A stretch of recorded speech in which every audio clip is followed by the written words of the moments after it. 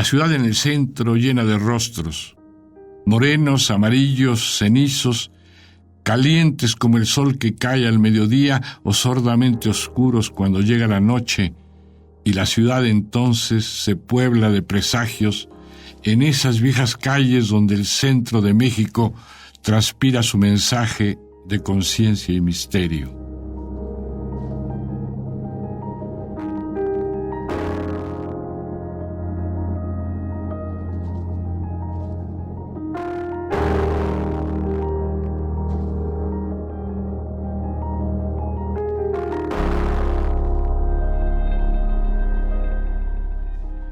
Enorme es la ciudad más henchida del mundo, a punto de estallar, sobrepoblada y terca. Se apretó de edificios que enmascaran olvidos y se fue derramando hacia los cerros como un manchón de tinta salpicado de gente y cada vez más gente, mucha gente.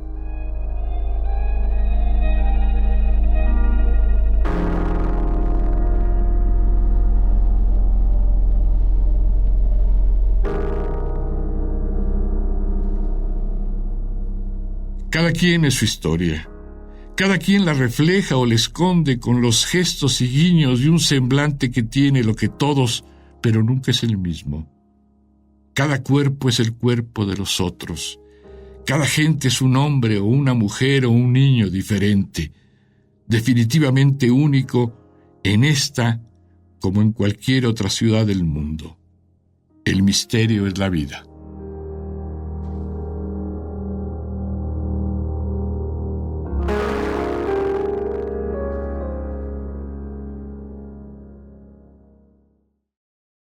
Muy buenas tardes. Soy Mirna Ortega y a nombre de la Coordinación de Difusión Cultural les agradezco que nos acompañen hoy, que recordamos la vida y obra de nuestro querido y muy admirado Vicente Leñero. Hace unos instantes hemos escuchado su voz y seguramente ustedes como yo nos hemos conmovido, pero su voz también está en sus textos. En cada una de las novelas, de los reportajes, crónicas, obras de teatro y en cada uno de los cuentos que escribió. Así, para iniciar este homenaje, vamos a escuchar la lectura del cuento Belén en voz de la actriz Eugenia Leñero, su hija. Sin duda, otra forma de escuchar la voz del propio Vicente. Belén, para la menor de mis nietas. La mano de José hundió la pequeña cazuela de barro en el agua transparente del arroyuelo y la levantó, chorreante. Se la entregó a María, quien bebió de ella en 2 ocasiones más. Tenía sed. Estaba cansada porque el viaje se había prolongado.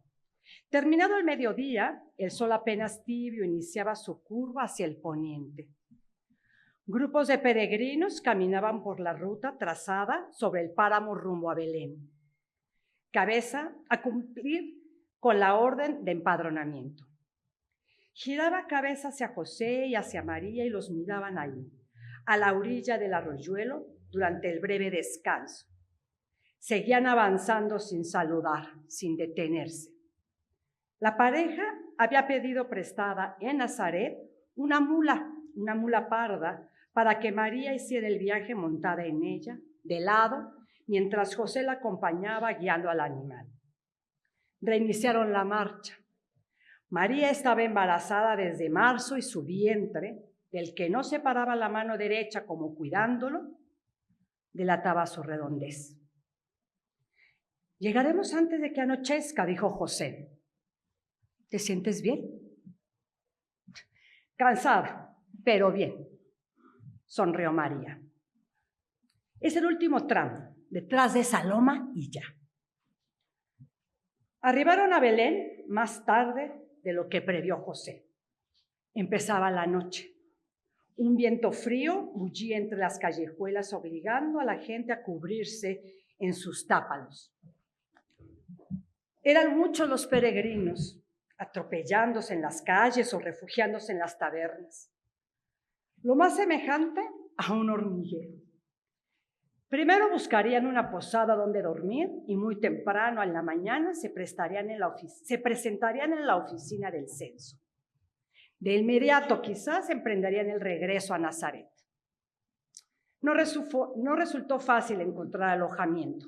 Mejor dicho, fue imposible. Visitaron 4 y hasta 5 lugares, incluso la vivienda de un amigo de José, que días antes le dijeron se había mudado a Cafarnaúm. En todas partes los rechazaron con palabras compasivas. Su última esperanza era una posada en la periferia, donde seguramente podrían pasar la noche, aunque fuera en el patio. Pero tampoco ahí encontraron sitio. El posadero les informó que todos los cuartos se hallaban repletos de familias enteras compartiendo la habitación con extraños. Luego abrió el portón para mostrarles la explanada donde no cabía ni un peregrino más. Parecía el refugio de una ciudad sitiada. La gente rebosaba como si le hubieran puesto levadura. Miren, les dijo, no cabe ni una aguja. La mujer del posadero advirtió el semblante lánguido de María y su vientre embarazado. «¿Estás preñada?», se sorprendió. «¿A punto ya?». «Según mi prima, me faltan 10 días». «Pues no parece», dijo la mujer del posadero. Se volvió hacia su marido. «Podrían quedarse en el establo, ¿no crees?». El posadero movió la cabeza con gesto de repugnancia. «Solo si ellos quieren». María sintió una punzada en el bajo vientre, pero trató de disimular su dolor. No era la primera. Había sentido otras 2 antes mientras recorrían las callejuelas. Conducidos por la mujer del posadero, quien llevaba en las manos 2 teas encendidas, caminaron hacia el establo. Era una cueva de escasa profundidad, abierta como la bocaza de un monstruo. Al fondo se distinguían varios palos empotrados en la roca de lado a lado, donde dormían trepadas unas 12 gallinas. A la derecha estaba el corral de los borregos. Un par de mulas y un buey descansaban frente al largo pesebre. El resto del lugar se veía atiborrado, en absoluto desorden, por útiles de labranza, pacas de pastura, cajones de madera y toda suerte de trebejos y botes henchidos de desperdicios. El frío se encajaba en la cueva huyendo de la intemperie. Olía horrible, a trufo de animales, excremento. La mujer del posadero encajó las teas en sendas grietas de la cueva. De inmediato, auxiliado por José, comenzó a remover los triques para abrir un espacio donde se pudieran recostar la pareja. Deshicieron una paca de pastura con el fin de emparejar el piso de piedra lleno de hoyancos y de rocosos relieves. La mitad de otra paca, partida en forma transversal, podría servirles de almohada. ¿Es el primer hijo?, preguntó la mujer del posadero durante su trajín. Sí, el primero, dijo María, pero todavía falta tiempo. Cuando la joven intentó recostarse en el piso, un fuerte quejido se le escapó desde lo más profundo de la barriga. De su entrepierna, debajo de la ropa, brotó un potente chorro de agua. «¡Válgame Dios!», gritó la mujer del posadero. «¿Qué 10 días ni qué nada? Estás a punto». José se atolondró. Avanzó para detener a María, cuyo rostro se contrajo de inmediato. La ayudó a tenderse sobre la pastura. ¡Qué barbaridad! ¡Qué barbaridad! Voy por mi prima. Ella es comadrona y sabe de esto. Iba exclamando la mujer mientras corría hacia la posada. A José se le asentó la temblorina, más de preocupación que de frío, y se quitó el manto para arropar a su mujer. «Todo va a salir bien», repitió la muchacha para convencerse a sí misma. «Tengo mucho frío, José». «Déjame buscarte algo», dijo él, y en el fondo de la cueva, al lado de las gallinas, encontró una manta maltrecha y sucia que le puso encima. La comadrona, prima de la mujer del posadero, llegó cuando María volvió a quejarse entre jadeos. Era una anciana de rostro enjutado y muy desconfiable para José porque esperaba una comadrona fuerte y saludable. Lo que sí tenía la anciana era energía, al parecer. Se inclinó frente a la muchacha, levantó la túnica y la despojó de sus trapos íntimos. Empezó a dar órdenes a la mujer del posadero. Necesito agua, 2 bateas, una sábana limpia. El que continuaba moviéndose como gallina descabezada, sin saber si era preferible acariciar a María para tranquilizarla o buscar quién sabe dónde las bateas y el agua, era el angustiado José. La mujer del posadero lo detuvo de un jalón. Ella era la encargada de cumplir las órdenes de su prima. Él nada tenía que hacer ahí. Representaba un estorbo. «Váyase», le gritó. «Ya le avisaremos después. Esta no es una tragedia, es un parto, la cosa más natural del mundo». Escuchando cómo pujaba a su mujer en obediencia y a las órdenes de la anciana comadrona, José se apartó de la cueva. Mugía el viento como una vaca. El homerío infinito se extendía a la distancia, lejos de las casas del pueblo y confundido con el horizonte de la noche que la luna, convertida en una simple uña de mujer, se negaba a iluminar. Sin embargo, la oscuridad no era absoluta. Un extraño resplandor parecía llover de las estrellas brillantes como flamas. Agotado por el viaje, por la búsqueda de alojamiento, por la impresión de su mujer pariendo a destiempo, José se derrumbó sobre la hierba seca junto a una formación rocosa. Cayó sentado. Así se mantuvo un buen rato con las piernas encogidas y los ojos cerrados. Al abrirlos se encontró con la figura de un viejo. Pensó que era un pastor porque vestía un sayo corto de lana sin cardar y empuñaba un cayado a manera de bastón. Se hacía de aquí para allá como un briago. Le sonrió. «¿Aguantando la noche?» «Aguantando», dijo José. «Mi mujer está pariendo en la cueva». «Alabado sea el Señor», exclamó el viejo. «Mientras las mujeres escupan hijos, el mundo no se va a acabar». Descolgó de un hombro su bota de cuero y la tendió hacia José al mismo tiempo que le desprendía el tacón. Olía a aguardiente. José rechazó el envite con la cabeza. Entonces el viejo fue a sentarse frente a él, debajo de una higuera seca, y se puso a beber a tragos de su bota. No tardó en quedarse dormido variante. Había transcurrido más de una hora y media quizá, cuando José despertó de repente. Se puso de pie. El viejo ya no estaba abajo de la higuera. Se oían lejanos maullidos de gato. ¿Era un niño llorando? La mujer del posadero llegó corriendo hasta el muchacho, agitada y alegre. Ya nació, repetía. Estuvo difícil porque traía el cordón enredado, pero mi prima es muy buena para resolver imprevistos. ¿Está bien mi mujer? Muy bien, igual que la criatura. José corría ya rumbo a la cueva cuando la mujer del posadero le gritó: «¡Felicidades, muchacho! Les nació una niña preciosa». José se detuvo de golpe, se dio la vuelta, abrió tamaños ojos y finalmente sonrió.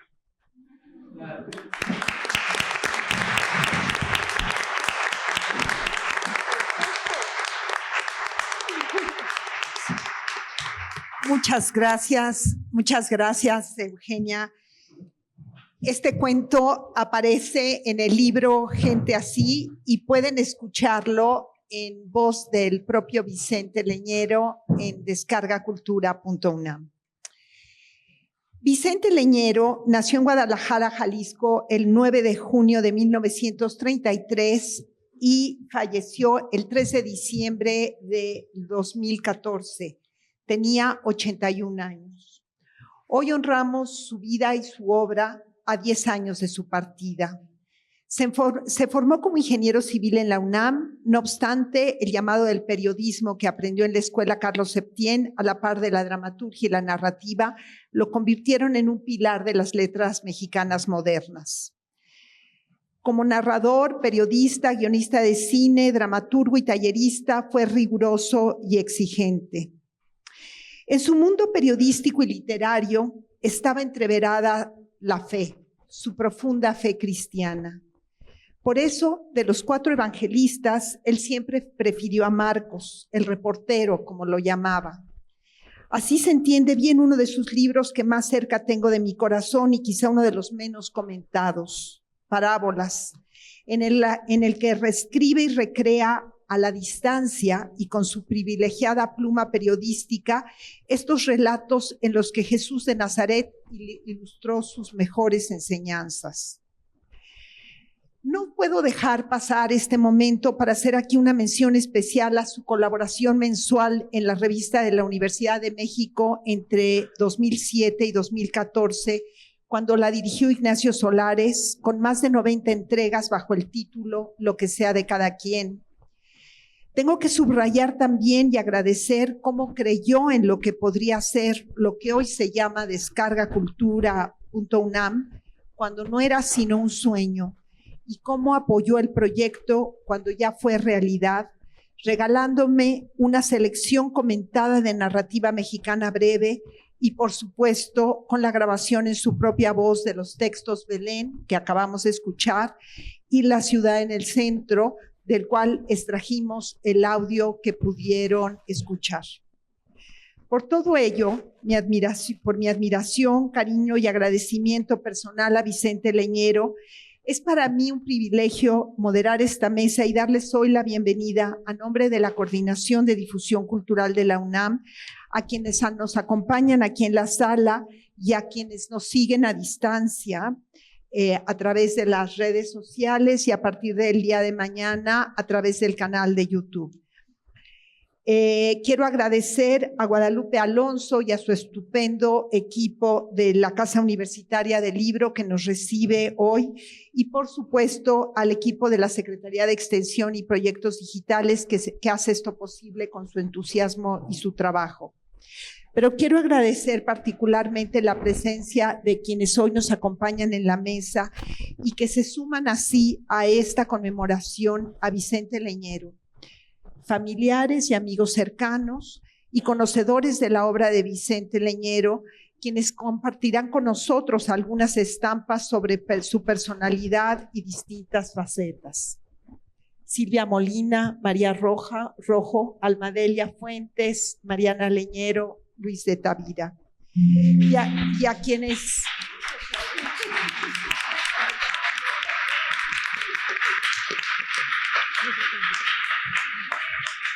y a quienes iré dando la palabra en ese orden. Silvia Molina estudió Lengua y Literaturas Hispánicas en la Facultad de Filosofía y Letras de la UNAM.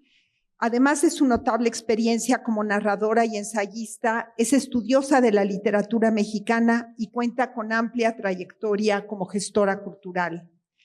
Entre sus novelas más conocidas se encuentran La mañana debe seguir gris, que en su momento recibió el premio Javier Villaurrutia y que ahora ha sido reeditada y puesta en circulación con mucho éxito, y títulos como Ascensión Tun, La familia vino del norte, El amor que me juraste o Matamoros, El resplandor de la batalla. Entre algunas de las varias distinciones recibidas está el prestigiado premio Sor Juana Inés de la Cruz que otorga la Feria Internacional del Libro de Guadalajara. Gracias, Silvia. Muchas gracias, Mirna. Para mí es un honor estar aquí entre ustedes. Muchísimas gracias por la invitación y voy a ser breve. Es difícil hablar de Vicente Leñero cuando se ha dicho y escrito tanto sobre él.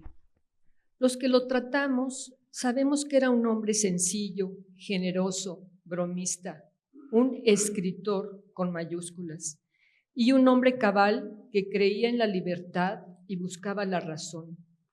Un hombre creyente, de talento e inteligencia, al que le gustaba especular sobre las posibilidades de la literatura, sobre la posibilidad de otras realidades en ella. Un escritor siempre preocupado por la forma, por la experimentación, terco en su búsqueda. Vicente Leñero fue un ser humano sólido, un maestro innato, un autor fundamental y prolífico que sabía reírse de sí mismo. Y lo que más me impresionaba de él los últimos años era su mirada llena de ternura cuando platicaba. Era muy buen conversador. Pertenezco a una generación que andaba dispersa por el mundo de la escritura hasta que en 1983 Lo conocimos en un encuentro de escritores en Cuautla, organizado por José Agustín, Marco Antonio Campos y creo que también por Hernán Lara Zavala, hace 41 años. Y así, a primera vista, nos adoptó como si siempre nos hubiera conocido, aunque sí nos había leído.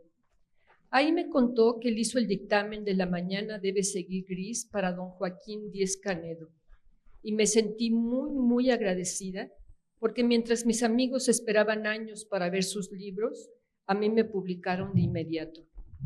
Vicente hizo también con Busi Cortés el guión para la película de La mañana, que no llegó a rodarse porque Busi se empeñaba en que fuera en Jalapa y yo le decía que no tenía sentido. Pero el guión se hizo y lo guardo como un tesoro. A partir de ese año, 1983, lo vimos con frecuencia porque era el tiempo en que la cultura importaba y los encuentros de escritores se sucedían año con año en diversos estados y sobre todo en Morelia. Así, nació la escritura colectiva del hombre equivocado, novela publicada por Joaquín Ortiz en 1988, cuyas regalías fueron a dar a Sergio Galindo, que las necesitaba. Firmábamos 11 autores: Marco Aurelio Carballo, Joaquín Armando Chacón, Gerardo de la Torre, muy cercano a Vicente, Vicente mismo, Hernán Lara Zavala, David Martín del Campo, Aline Peterson, Rafael Ramírez Heredia, Bernardo Ruiz, Guillermo Samperio y yo. Había de todo en ese relato, tanto que un día les propuse hacer una ficha de cada uno de los personajes y de cada situación porque eran demasiados. Nos reuníamos cada 15 días a comer en el restaurante La Bodega. Era un placer porque lo que prevalecía era la amistad. Leñero nos regañaba con sutileza. Discutíamos e incluso tallereábamos el texto. Era divertido. Vicente, el maestro, nos llamaba a la cordura y a sacrificar párrafos enteros. Se echaba al plato la mitad de los diálogos porque tienen que ser sencillos y directos. Ponía como camote al que no quería borrar porque se salía de las reglas. Y yo creo que de todos modos nos salimos de ellas. Cuando se publicó la novela, yo no vivía en México y no sé cómo quedó porque no me tocó ningún ejemplar. Pero lo que sucedió con ese pretexto para vernos nos formó, nos unió, nos regaló a un Vicente que nos quiso y respetábamos y lo vimos siempre como a un amigo cercano, a pesar de que su carrera estaba muy por encima de nosotros. Años después, hicimos 4 libros para Pipsa, productora e importadora de papel Sociedad Anónima, que abarcaba desde su fundación en 1935 hasta ese momento. Un proceso de investigación de la prensa de aquellos años, buscando lo más destacado, lo sobresaliente. Primero hicimos el papel diario de Pipsa en 1989, un periódico por sexenios donde aprendimos de nuestra propia historia. Luego, México en 100 reportajes, 1990, el cual abarcaba el mismo tiempo y los reportajes eran de verdad de antología. Un rescate. Luego llegó 100 entrevistas, 100 personajes. 1991. Protagonistas de las artes, las ciencias y el espectáculo en México. Y México en 100 crónicas, 1992. Jugábamos al periodismo, asesorados por Vicente Leñero, Alberto Castro, Felipe Gálvez, Gerardo Jaramillo, David Martín del Campo y yo. 4 años de disciplina donde conocimos de cerca la premura, la pasión, la investigación rigurosa y disfrutamos el sentido del humor y la bondad de Vicente, hasta que un día reventó y mandó por un tubo a nuestro contacto en Pipsa. Nunca lo había visto enojado. Trinó, se puso negro, encolerizó, porque el tipo quería que quitáramos el 68 de uno de los libros. Le aplaudimos.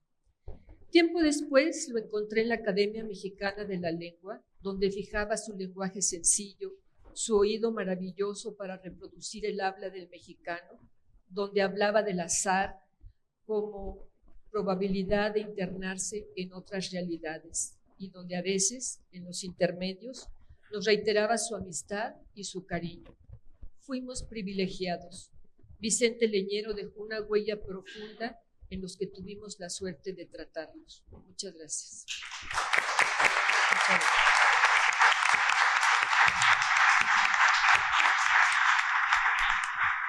Muchas gracias, Silvia.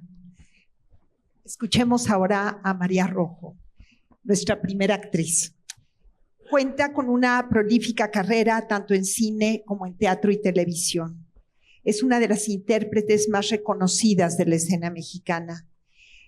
En el 2005 se le otorgó la Medalla Filmoteca de la UNAM como reconocimiento a su aportación histriónica en películas esenciales de la cinematografía mexicana. Ha ganado el premio Ariel a Mejor Actriz en los años 78, 88 y 91. Entre los trabajos más destacados de su trayectoria se encuentran las películas El Apando, Las Poquianchis, Los Recuerdos del Porvenir, Rojo Amanecer, La Tarea, Danzón, Salón México, Perfume de Violetas y El Callejón de los Milagros, dirigida por Jorge Fons, esta última, y cuyo guión fue adaptado precisamente por Vicente Leñero de la obra original del novelista Naguib Mahfouz. Tienes la palabra, María. Muchísimas gracias y buenas tardes. Pues precisamente de esto voy a hablar. Yo voy a tratar de hablarles de Vicente Leñero, adaptador, que tomaba en serio esta línea de trabajo, periodista, maestro y ser humano, donde Leñero es insustituible. Se dice que no hay historias nuevas, que ya todas han sido contadas. Yo creo que sí. Pero desde que el mundo es mundo, cada cuento ha sido vuelto a contar y la novedad está en cómo es contado. Esto me lleva a Vicente Leñero, el ingeniero a quien su esposa le dijo todavía recién casados, seamos felices, dándole así un empujoncito para que diera sus primeros pasos en uno de esos caminos de Dios en quien confiaba él. Leñero escribió de todo y lo hizo bien, muy bien, tanto que exploró formas de narrar, no por experimentar, sino para darle vida a la historia de la que iba ocupándose. Leñero fue un extraordinario dramaturgo y narrador, lo que para mí sería suficiente para caracterizarlo. En ese quehacer con frecuencia realizó adaptaciones que seguramente están de acuerdo conmigo, resultan en películas memorables, películas que en principio nadie se preguntó de qué historia habían nacido, como si se tratara de guiones originales. Decía nuestro amigo Víctor Hugo Rascombanda que no se puede escribir cine si no se sabe de dramaturgia.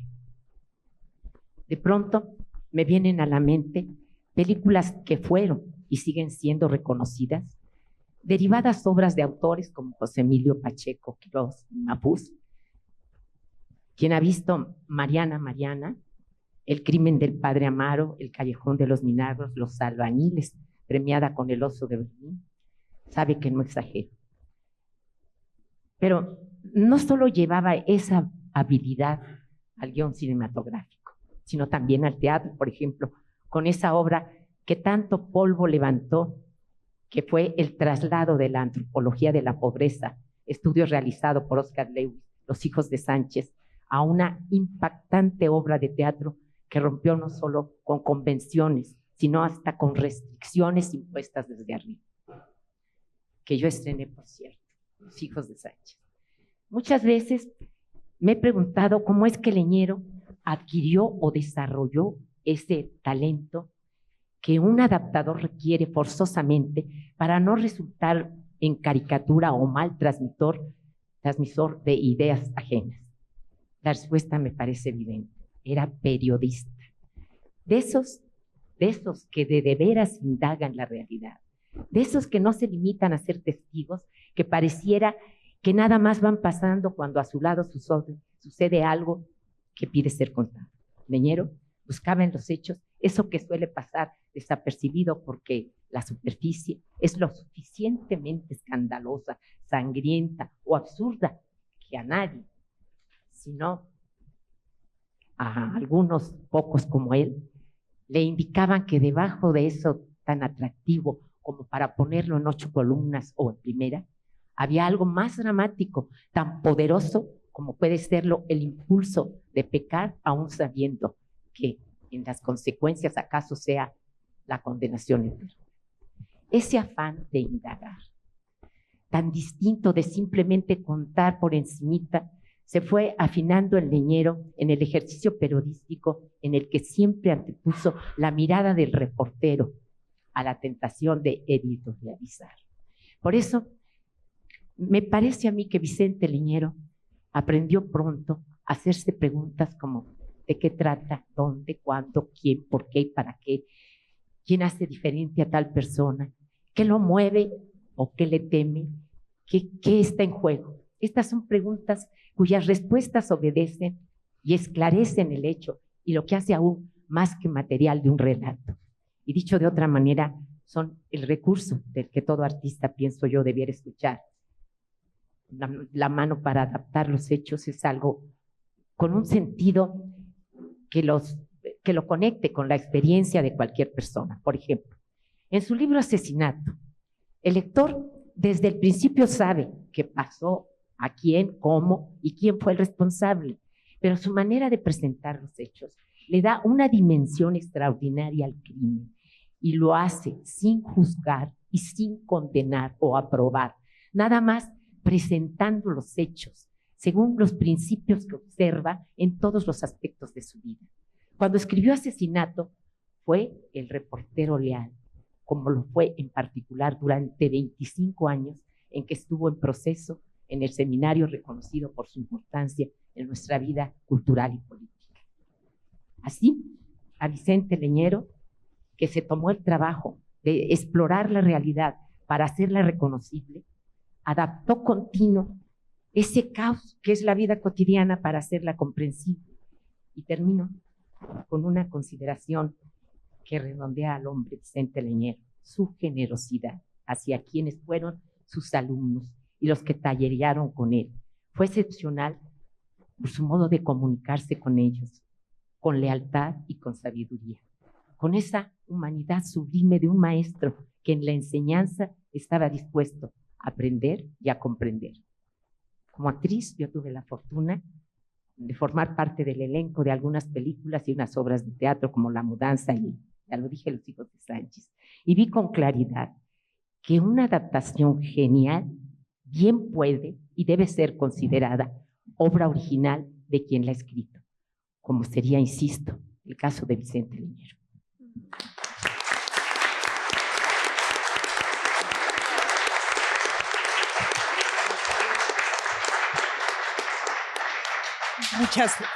Muchas gracias, María.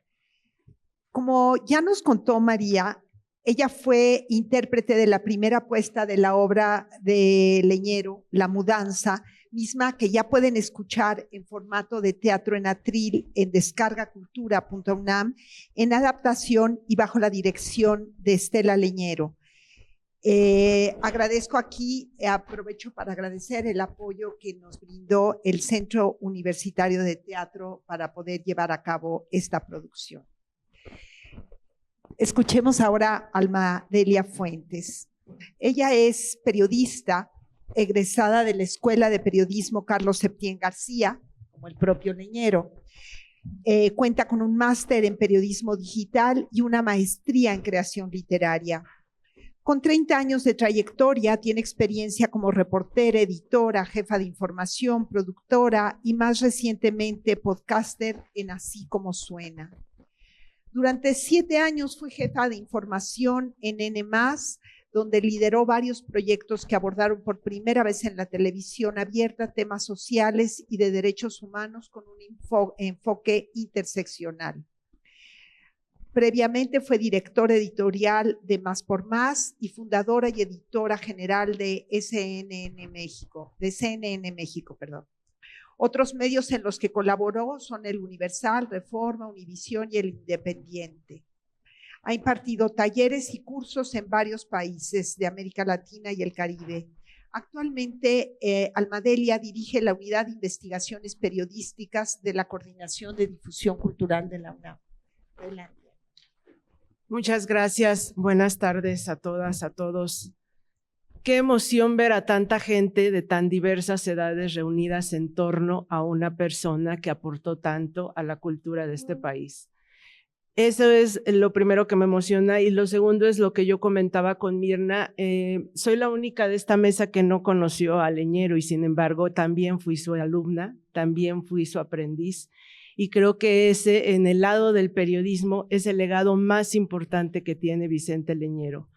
Él, junto con, ya se sabe, con Julio Scherer, fundaron un tándem que modificó para siempre la forma en que se hace periodismo, o el periodismo al que aspiramos a hacer en México, y eso no es poca cosa. Leñero fue la persona que estableció, por ejemplo, los límites de lo que debía ser un reportero. Un reportero se basa en los hechos, no en los dichos, no en las apreciaciones, no en las opiniones. Esos son los analistas. Y ya desde entonces él señalaba que los analistas, de una manera extraña, se llamaban periodistas, ¿no? Se autodefinían como periodistas. Leñero fue también la persona que decía piense menos y escriba más, o chínguele, ¿no? Y esa es una máxima en cualquier redacción: chínguele, escriba, investigue, verifique los hechos. Entonces me parece muy importante que a 10 años de su fallecimiento, de su partida, un hombre con una obra tan prolífica se hable no solo de su obra creativa o de su obra narrativa, en donde yo siempre encuentro al periodismo, en los hechos, en los detalles, en el lenguaje ágil, en la acción constante, sino que se hable de esa aportación que hizo al periodismo, de esas notas, de esas entrevistas que realmente dan tanto detalle y tienen una estructura tan fantástica que podrían ser ficción, que podrían pertenecer a la narrativa. Era una persona, y eso nos lo enseñó a través de su generoso manual de periodismo que se dio a Carlos Marín y que nos formó a muchas generaciones de periodistas, basándose siempre pensando en la estructura. ¿En qué historia queremos contar? ¿En qué datos tenemos para verificar? ¿En qué hechos estamos comprobando? Y creo que eso es siempre muy vigente, que su escuela, que su legado trasciende. Me interesa muchísimo, por ejemplo, la etapa en Claudia, ¿no? Porque Claudia era una revista femenina que él transformó. Un medio siempre es como sus liderazgos, y él abrió las puertas a periodistas jóvenes, a los grandes escritores. Él hizo escuela. Gustavo Sáenz, José Agustín pasaron por ahí, hacía grupos de discusión de sus obras, y transformó Claudia, ¿no? Claudia no era una revista para mujeres. Y yo siempre, ahora que tengo la gran oportunidad de dirigir la Unidad de Investigaciones Periodísticas, esta unidad convoca a estudiantes de todas las licenciaturas y de todos los posgrados en la UNAM, a estudiantes interesados en el periodismo. Y yo creo que Vicente Leñero habría sido parte de esta unidad, ¿no? Un ingeniero, como tengo abogados y médicos, interesado en el periodismo. Y recuerdo mucho una entrevista en la que él decía, o lo dijo en varias, pero recuerdo una en especial en donde decía: yo entré a la Carlos Septién porque quería escribir, pero en realidad me obsesioné con aprender a escribir, ¿no? Y con estudiar, y que lo importante, decía, no era la historia salía de ti, lo importante era la estructura, la sintaxis, ver cómo ibas a escribir, entender qué era un punto de vista. Y creo que esa es la parte y el legado que me interesa mucho que se retome, que se recuerde siempre de Leñero. El enfocarnos en un periodismo basado en hechos, en enfocarnos en un periodismo que cuente bien historias, que tenga estructura, que tenga un punto de vista y que dé siempre la oportunidad a los temas nuevos, a los temas frescos. Uno lee sus textos hoy en día y son totalmente frescos, son totalmente actuales. Cuando conocemos escritores o cuando emergen escritores jóvenes, yo siempre me pregunto, ¿quién se convertirá en canon? ¿Quién va a trascender el momento del bestseller o el momento de estar en la FIL cada año como novedad?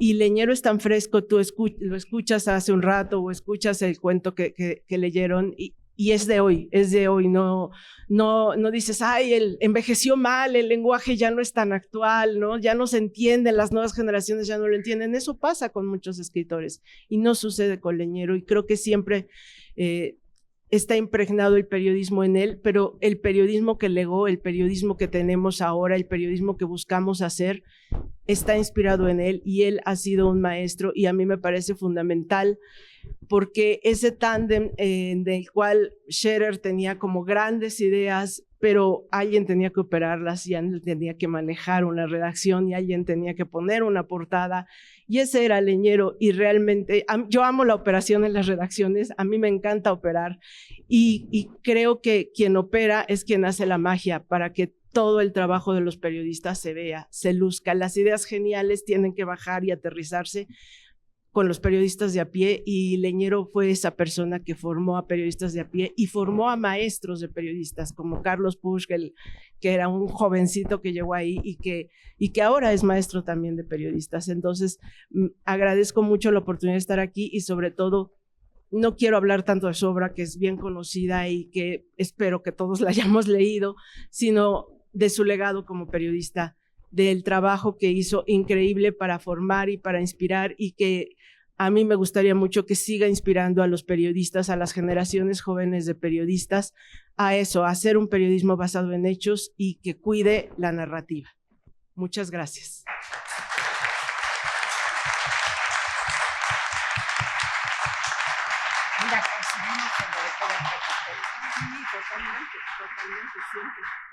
Muchas gracias, Alma Delia. Mariana Leñero. Mariana es hija de Vicente Leñero y Estela Franco. De su padre heredó el amor por las palabras y las historias, y de su madre, doctora en psicología, la pasión por comprender y apoyar a los demás. Aunque la influencia artística de su padre marcó su vida, Mariana decidió tomar un rumbo más cercano al de su madre, especializándose en neuropsicopedagogía y lingüística. Su trabajo se enfoca en apoyar a niños y jóvenes con retos cognitivos, conductuales y de lenguaje en la Ciudad de México. Reside en Los Ángeles, California, donde es consultora educativa y acompaña a familias inmigrantes para ayudarlos a defender los derechos de sus hijos que viven con alguna neurodiversidad. Esto lo hace en colaboración con la organización sin fines de lucro Learning Rights Law Center y la clínica Tikenor. También trabaja en el programa Tigres, que ofrece becas y apoyo a jóvenes latinos de alto rendimiento académico para que tengan mayores oportunidades educativas universitarias. A pesar de su camino profesional, el arte ha sido una constante en su vida diaria.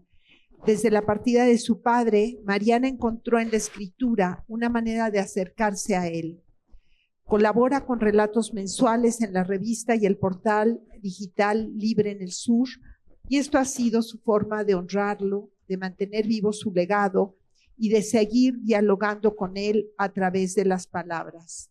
He de decir también que con Mariana y con Ricardo Solar, su esposo, tuvimos la fortuna de asistir a reuniones durante más de 20 años con Vicente y Estela, con Alicia Molina y Paco Prieto, con Eduardo y Ana Lugarza, con Javier Sicilia, en las que hablábamos sobre temas muy íntimos. Y pues ahí nos conocimos, y siempre es un gusto volverte a ver, Mariana, y en esta mesa de mano. Adelante. Escribir este texto no ha sido fácil. Durante el proceso me enfrenté en pocos meses a la pérdida de mis amigos Diana y Gabriel, y hace apenas una semana al fallecimiento de Alejandro, nuestro querido Chuchi. Ser testigo de la tristeza de quienes se quedaron sin ellos y saber que inician el complejo proceso del duelo reaviva también las emociones que me ha provocado el vacío que dejó la ausencia de mi padre. Pese a que no me dedico a escribir en estos últimos años, he participado en algunos relatos en la revista y el portal Libre en el Sur, y lo he traído de vuelta recordando y describiendo detalles cotidianos, fragmentos de nuestra vida, e inclusive me he topado con información sobre él que no conocía. Y ahí va otra, creo, no sé.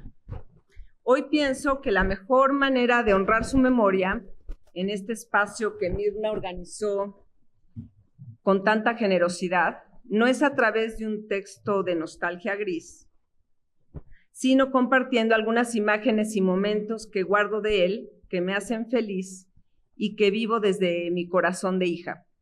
Entonces les voy a contar unas anécdotas. El juego del continental. En nuestra familia teníamos la tradición de jugar continental. No importaba si éramos 4, 10 o 15, nos repartíamos las cartas para hacer corridas, tercias, sí, robar e intentar bajarnos. ¿O no? Y la mayoría de las veces mi papá era el del no. A pesar de tener el ánimo y todo para ser un ganador, usando unas libretitas en las que registraba cada torneo, el de verano, el de invierno, con los nombres y los puntajes de cada jugador, la suerte no estaba de su lado. Si había una mala racha, era la suya. Si robaba mucho, alguien rápidamente se bajaba. Aunque las cartas ya no le cupieran en la mano y solo le faltara una, alguien siempre la quería. O mi mamá, sentada a su derecha, le decía, mijito, esta no te sirve. ¿Y cómo decirle que no a mi mamá? Pero increíblemente perder parecía llenarlo de esperanza, porque siempre jugaba como si fuera a ganar. Esta vez sí hacemos el 1-2, le decía al más desafortunado, convencido de que las cosas podían cambiar. Okay. La maquinita de ajedrez, esa es una de las cosas. La maquinita de ajedrez. Y como saben, el ajedrez le encantaba, pero terminó rindiéndose a jugar con un tablero electrónico al que él le llamaba la maquinita. Con el ajedrez sí, pero nunca cedería su máquina de escribir o sus libretas por una máquina eléctrica que afirmaba pensar más rápido que sus ideas. Pero la maquinita, para el ajedrez, siempre fue el pretexto para distraerse cuando no podía escribir. La programaba en el nivel más alto, o sea, decía que eso le iba a dar como más emoción, pero tenía que esperar su respuesta. Y entonces a veces a las 4 de la mañana lo oía subir a su estudio sigilosamente para comprobar si la maquinita esa ya le había respondido. El dominó. Mi papá era excelente jugador de dominó y era algo que compartíamos con pasión. Pero cuando jugábamos en Cuernavaca contra Eugenia y Chucho, siempre perdíamos. A las 8 de la noche, sí, ahí está. A las 8 de la noche comenzaban las partidas, con whisky en mano, así salió la foto, tequila para reforzar el ánimo y cigarros en abundancia. Nadie se nos acercaba, no porque no les hiciéramos caso, sino para evitar que los tratáramos como meseros. Había noches en que jugábamos mucho mejor que ellos, pero irremediablemente nos partían la madre. La única sensata resultaba Eugenia, que en la madrugada proponía ya acabar. Pero con Jesús y su una más chaparrita, y mi papá con cara hipócrita diciendo que como ella quisiera, pero sin moverse de la silla, nos echábamos unas cuantas más. Así mi papá se arremalgaba las mangas manchadas de aguacate de las quesadillas de Cele y comenzaba con esperanza a hacer cuentas. Y si les hacemos justilla y zapato, los dejamos arriba y se quedan con la de 6, seguro los alcanzamos. Pero perdíamos. Terminábamos con la misma frase. Nos chingaron, Mayita, son muy buenos. Pero mañana los alcanzamos. Siempre pensaba así. El conductor improvisado. Le gustaba caminar antes que manejar, porque manejar era malísimo.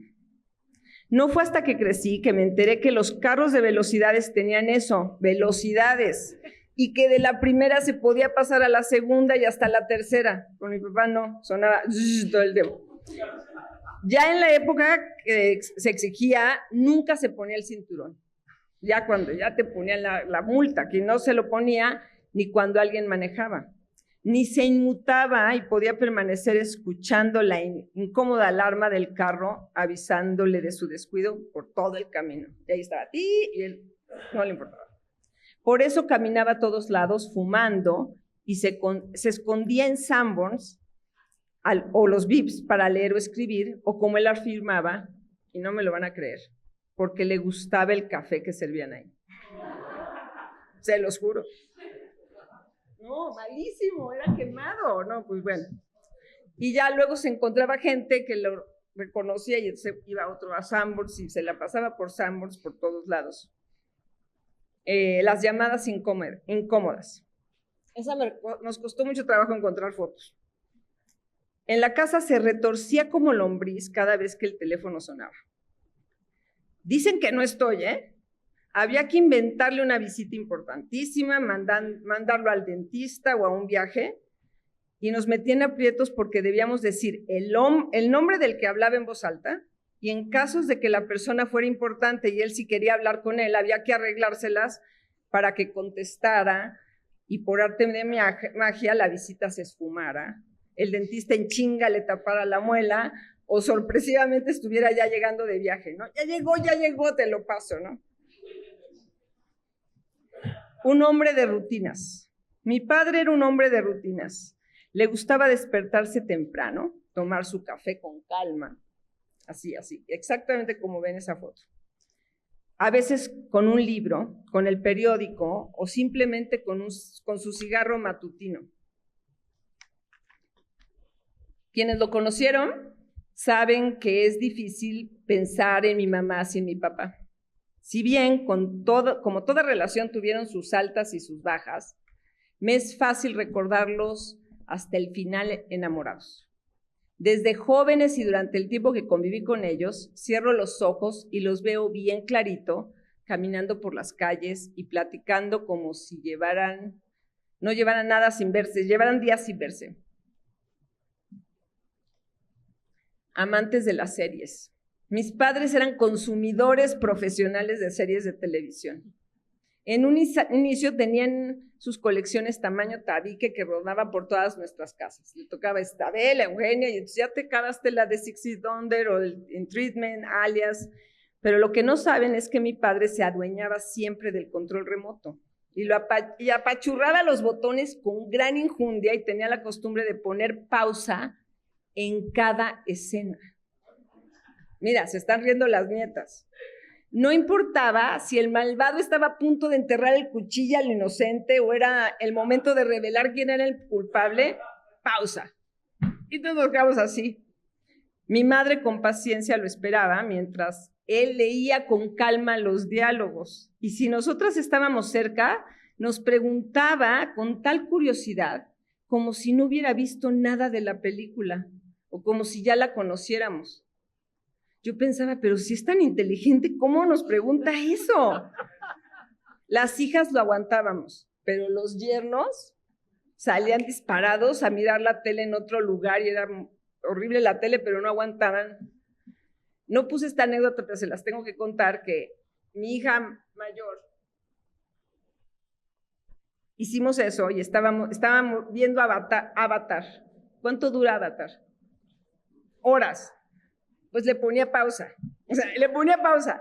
Y todas las niñas se fueron y Regina se quedó todo el día viendo la película Avatar con él, porque le daba pena decirle, abuelito, ya quiero verla, porque le daba pena y yo Avatar todo el tiempo con la pausa. Navidades de arte. A mi padre nunca le atrajo ni dirigir ni actuar, pero aún así en las Navidades se unía a las obras de teatro que hacían las nietas, que dirigían Ireri y que actuaban las demás. Les ponía una intensidad tan cómica y forzada que terminábamos todos muertos de la risa. Con ellas les encantaba hacerse el chistoso. También nos daba por recitar poemas juntos y ahí estábamos declamando Garrick o los poemas de Amado Nervo. Se dormía toda la familia, pero a nosotros nos valía madres. Familia Muégano. Fuimos familia muega, no solo porque nos encantaba andar juntos, sino porque cuando salíamos de viaje, los 6 cabíamos apachurrados en el Malibú gris. Durante el recorrido comíamos las ricas tortas de Cele, cantábamos y compartíamos relatos y chistes. Al llegar a cualquier lugar, nos entretenía inventándose historias de las personas que pasaban. Ves aquella parejita y ya se divorciaron y nosotros creíamos que era verdad. Regresando del viaje, se encerraba en su estudio donde todo sucedía y no se podía molestar. Yo nací escuchando el taca-taca de su máquina Olivetti retumbando por las paredes de la casa. Incluso hasta cuando murió, pasaron varios meses en los que seguimos oyendo el sonido, pero no era él, y entendimos que solo era el eco de su ausencia. El papá de puras mujeres. A mi papá le tocaron no solo 4 hijas y una esposa, sino 5 nietas. O sea, desistió de esperar un hombre. Con los yernos se acercaba con cariño y mostró siempre un interés genuino en lo que hacían.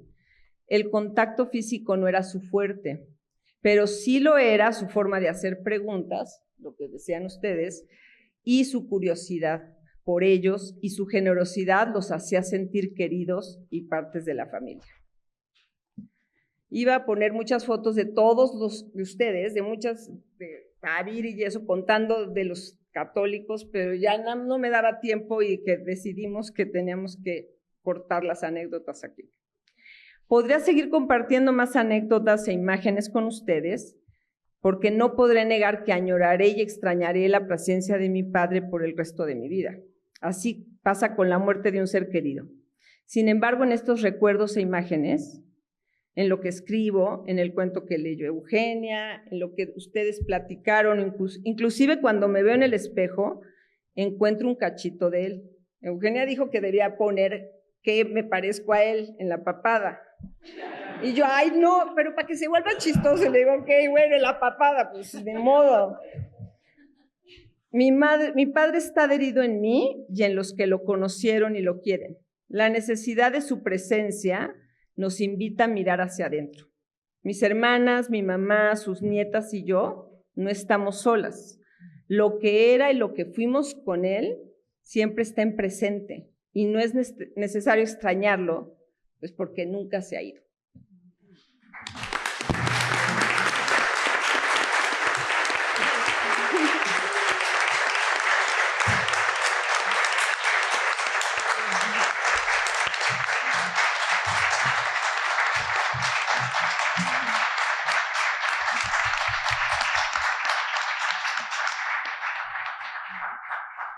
Mariana, sin duda es la presentación más original que yo sé que te costó mucho trabajo, pero se ve con cuánto amor lo hiciste y creo que todos lo disfrutamos muchísimo y lo trajiste a nuestro corazón de nuevo.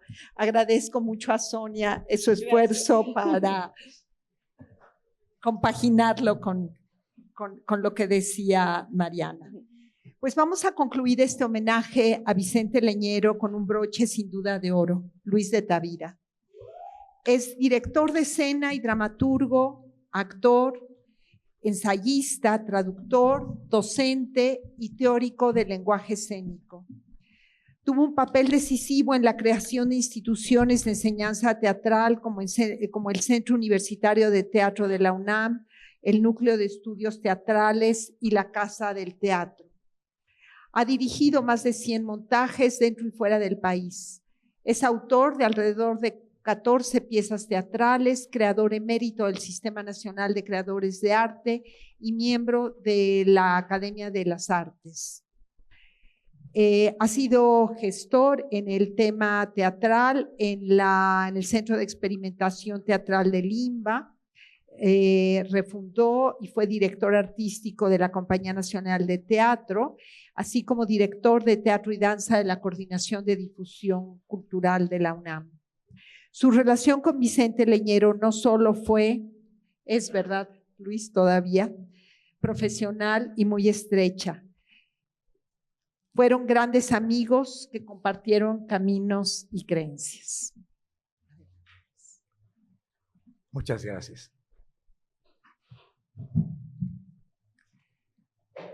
Ahora precisamente, a 10 años de su muerte, siento a Vicente Leñero más cerca que nunca. Como si lo inabarcable, que es el lugar que ahora habita, se acercara a nosotros para dar lugar a una cercanía tal que no puede experimentarse en lo inmediato. Experimento la paradoja de comprobar cómo al paso del tiempo crece la cercanía de Vicente en el corazón y en el sentido cabal del desafío que entraña ese vivir del teatro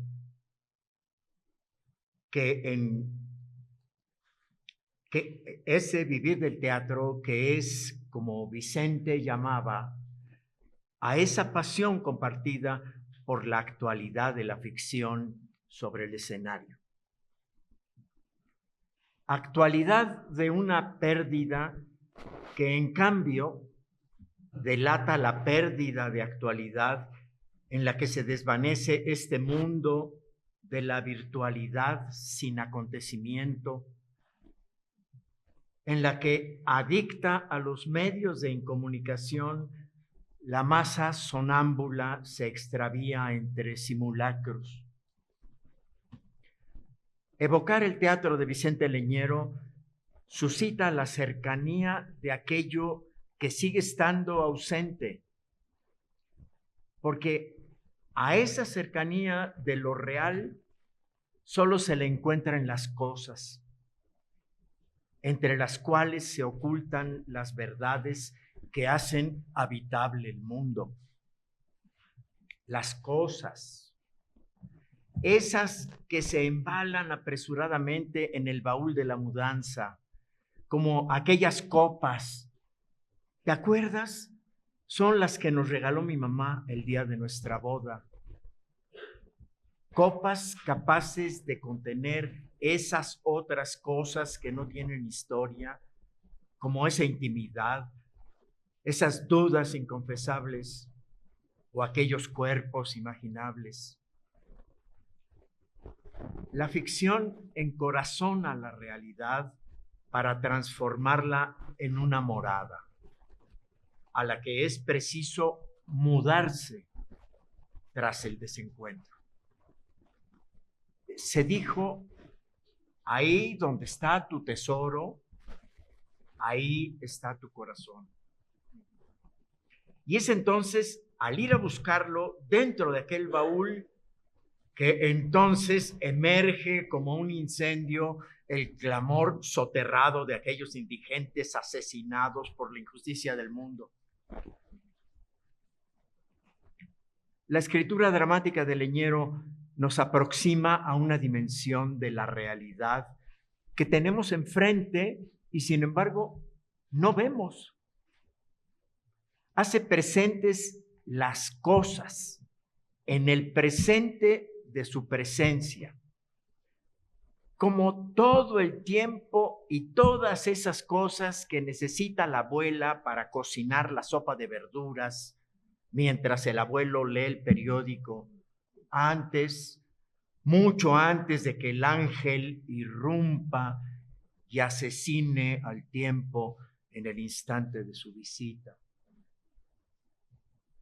La realidad ausente, lo irremediablemente ido, lo que nunca ha sucedido y es la condición radical de lo finito. Eso que llamamos real es lo que irrumpe en la ficción que Vicente propone. La ficción como el lugar donde aparece la verdad de lo real que lo real no posee. El teatro donde todo lo que es, siendo lo que es, siempre es otra cosa. Al acudir a esta reunión para celebrar la memoria de Vicente Leñero, esta cercanía que siento me convoca a comprobar la vigencia del afán que compartimos y cultivarlo hasta volver fecundo el testimonio de su compromiso teatral con la verdad de los mexicanos. No puede haber ser humano sin mundo, ni mundo sin representación. Y por eso es necesario construir el teatro. Ese teatro en cuya dimensión aparezca México y cuyo sobresalto escénico despierte la conciencia de los mexicanos. Leñero no es solo un prodigioso autor de obras teatrales, es el constructor, el ingeniero de un teatro mexicano probable, no utópico, sino verificable. Resulta elocuente el título de la obra emblemática de su epifanía teatral, Los Albañiles. El primer recuerdo que Leñero evoca en su novela teatral Vivir del Teatro comienza así. Un día, Luis y yo decidimos construir nuestro propio teatro. Se trata de un recuerdo de infancia en el que narra su iniciación teatral en la complicidad de su hermano Luis. Y hoy, conmovido, podría yo narrar también cómo muchos años después Vicente y yo decidimos construir una casa del teatro que sigue viva y que lleva 35 años formando generaciones de hacedores del teatro y que ahí también hicimos un prodigioso teatro clandestino. Desde el principio, la creación del mundo antecede a la historia y la determina. Las preguntas cosmocéntricas preceden a las preguntas antropológicas, sociales y políticas. Y el teatro de Leñero es todo eso: topográfico, histórico, psicológico, sociológico y político.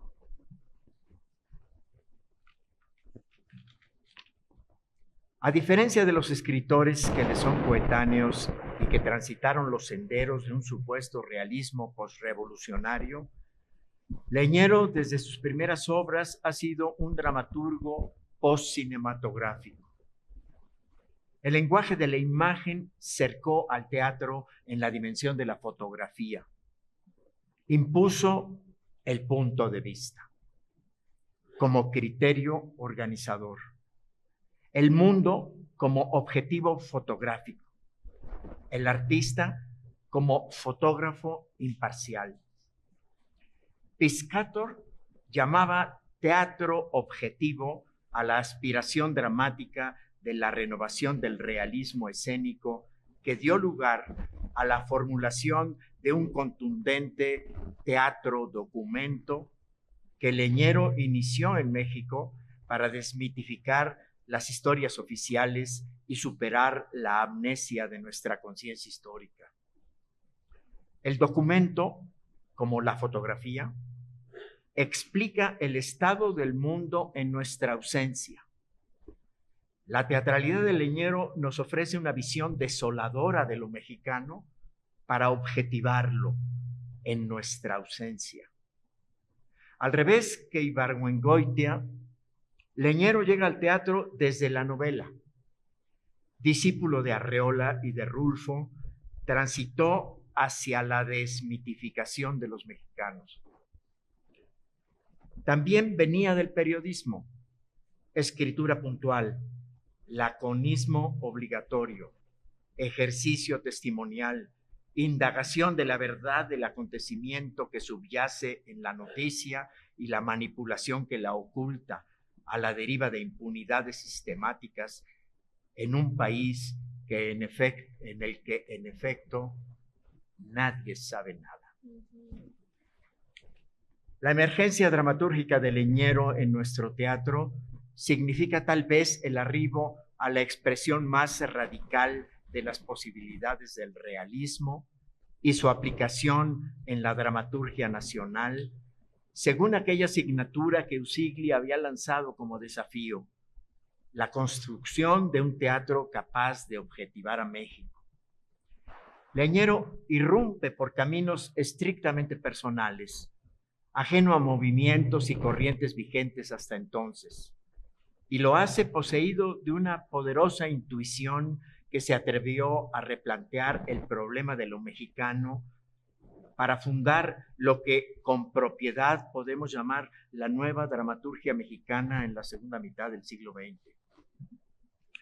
El replanteamiento del realismo que supone la obra de Leñero tiene más que ver con el problema de la verdad que con la representación equivalente de la realidad. Si ha de haber algún realismo eficaz, será aquel capaz de contener la verdad. Se trata del arribo a una dimensión en la que se ha descubierto que si bien la verdad no es cierta, tampoco la certeza es verdadera. Semejante perspectiva supone una distinción poética y epistemológica importante, la que diferencia entre realidad y verdad. La realidad no es falsa ni verdadera, es o no es. Y si es como es. La verdad, en cambio, es el significado de lo que la realidad es para alguien. Así, Leñero recupera la intuición de lo que Usigli llamó antihistoria, pero va más allá. Si la conciencia nacional es la capacidad de formular la verdad acerca de lo que somos, ese saber resulta inaccesible para la historia. Ni esencia, ni historia. Somos ficción. Tras los experimentos dramáticos de Leñero, en México no se pudo seguir escribiendo igual que antes de ellos. En esos experimentos se sometió el concepto poético de ficción a una crisis irreversible que suscitó el tránsito hacia las nuevas fronteras de la teatralidad, la narración, el reportaje y el documento. Una crisis decisiva que a su vez corresponde a una virulenta transformación de los lenguajes y de la conciencia que dio lugar a la plena modernidad de nuestro teatro. Resaltan en su obra dramática dos cualidades sorprendentes. Una es la del oído, que sabe construir al personaje desde la decibilidad del habla. La otra es la capacidad topográfica para ubicar en el espacio la acción dramática.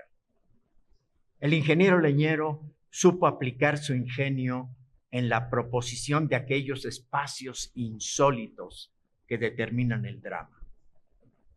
Sin embargo, tal vez hoy, como nunca, en estos tiempos difíciles en los que se propaga la mentira y se escamotea la verdad, en estos tiempos que eufemísticamente llamamos la era de la posverdad y de la superproducción de noticias falsas, hoy precisamente resultará indispensable celebrar la pasión de Vicente Leñero por la verdad de la historia, la verdad de México y sobre todo esa verdad reservada a la experiencia del teatro, esa revelación de la esencia oculta de lo que somos.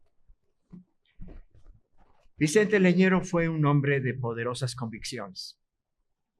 Escribió convencido de que solo la verdad nos hará libres y de que esa verdad que libera no está en las fórmulas de los sabios y de los entendidos, sino que late en la sencillez elemental de lo más humano de lo humano, en el dolor, y en la digna rabia de los perdedores, los despojados, los humillados y los ofendidos.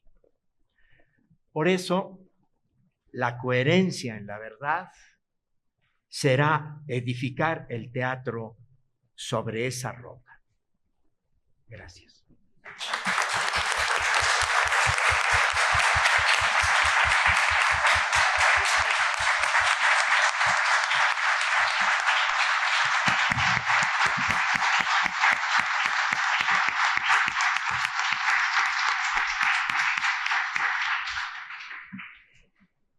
Pues con esta idea por la que luchó Leñero, de que solo la verdad nos hará libres y que nos traes a la mesa, nos traes a la memoria en este momento. Les agradezco muchísimo su presencia, les agradezco a quienes participaron en este evento para recordar a Vicente Leñero. Y les recuerdo que podrán volver a ver esta mesa en el canal de YouTube de culturaendirecto.unam a partir de mañana. Muchísimas gracias por su presencia.